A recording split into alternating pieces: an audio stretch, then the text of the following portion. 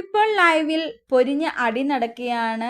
വേറെ ആരുമല്ല, നമ്മുടെ ഷാനവാസാണ്. ഷാനവാസും ബിന്നിയും ലക്ഷ്മിയുമാണ്. ഇപ്പോൾ ജയിലിൽ നിന്ന് ബിഗ് ബോസ് വിട്ടിട്ടുണ്ട്.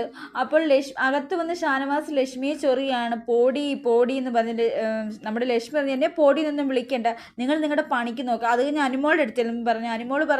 അനുമോളുടെ അടുത്ത് കാറി ചെല്ലുവാണ് നമ്മുടെ ഷാനവാസ്. അനുമോള് പറഞ്ഞു, പോടോ, പോയി പല്ല് തേക്കടോ, നിങ്ങളെ നാറിയിട്ട് വയ്യ, ഇങ്ങനെ ഒരുത്തൻ പോയി തരത്തി കളിക്കടോ, തന്തയുടെ പ്രായമുണ്ട്, ഇയാൾ കളിക്കുന്ന കളി ഒന്ന് കാണണം എന്നൊക്കെ പറഞ്ഞ് പോയി കുളിക്കടോ, പോയി പല്ല് തേക്കടോ നാറി എന്നൊക്കെ നമ്മുടെ അനുമോള് പറയുന്നുണ്ട്.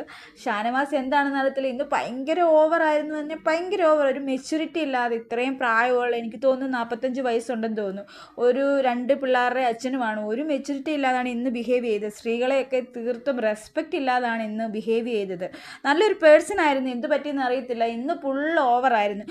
ബിന്നിയോട് പിന്നെയും പറഞ്ഞുകൊണ്ടിരിക്കുക, എടി പൊടിന്ന്. ബിന്നി പറയുന്നുണ്ട്, നിന്റെ പല്ല് പോയി തേക്കട, നീ കക്കൂസ് കഴിയുന്ന ബ്രഷ് കൊണ്ട് നിന്റെ നാക്ക് കഴുകട, അതിനെക്കാട്ടിലും വൃത്തിയില്ലാത്തതാണ് നിന്റെ നാക്കെന്നൊക്കെ പറഞ്ഞ് അങ്ങോട്ടും ഇങ്ങോട്ടും ഭയങ്കര ബഹളമാണ്, അടിയാണ്. ബിന്നിയാണെങ്കിൽ വിട്ടുകൊടുക്കുന്നില്ല.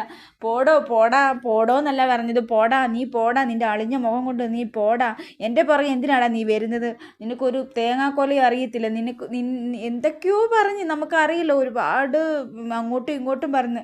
ലക്ഷ്മി ഇങ്ങനെ സഹി കെട്ട് ഷാനവാസിനെ നോക്കിയിരിക്കുകയാണ്. ബിന്നി വിട്ടുകൊടുക്കുന്നില്ല.